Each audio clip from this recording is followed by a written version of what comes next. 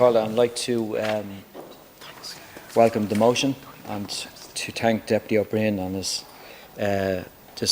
ongoing work in relation to the ongoing crisis of housing. And Minister, the cutting edge of the last general election and the upcoming general election will be housing.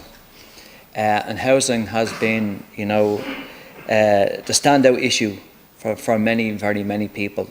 For some people, it directly affects them, whether they're in, homeless situation, where they just can't find a place to rent.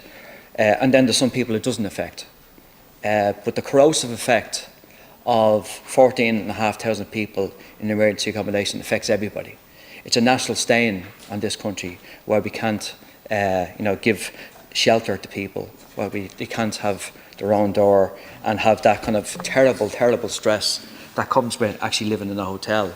And we'll all look back in the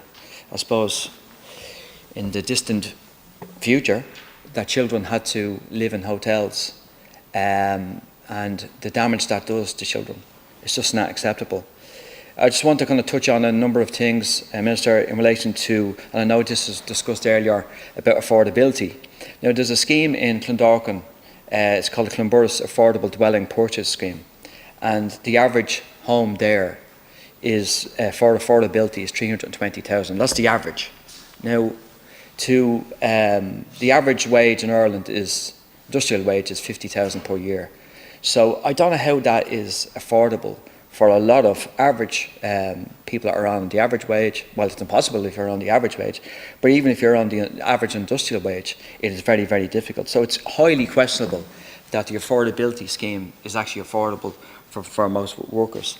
Rents, well, I mean, you can go on forever about this, but rents, particularly, I'm picking two areas that I would be very familiar with in Dublin Midwest, in Lucan and in Clondalkin, particularly say Lucan. The average house in Lucan to rent at this moment is €3,000 for a 3-bedroom house. Now, who can afford that?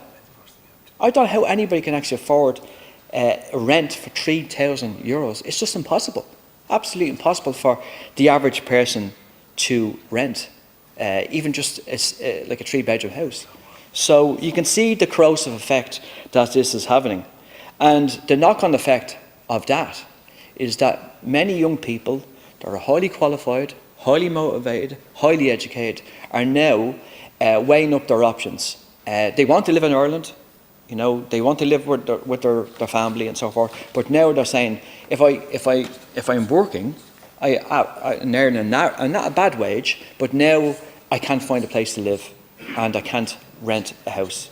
And what's happening, Minister, is that people are now leaving. Young people are leaving. Hopefully they will come back because they just can't find a place to live where it's affordable and it's reachable.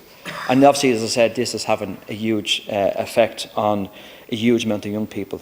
And obviously there's a huge amount of people doing very, very well out of the housing industry. You look at the amount of millionaires now that has been manufactured from the homeless industry. There's individuals that own hotels, B&Bs, that are like overnight they're millionaires.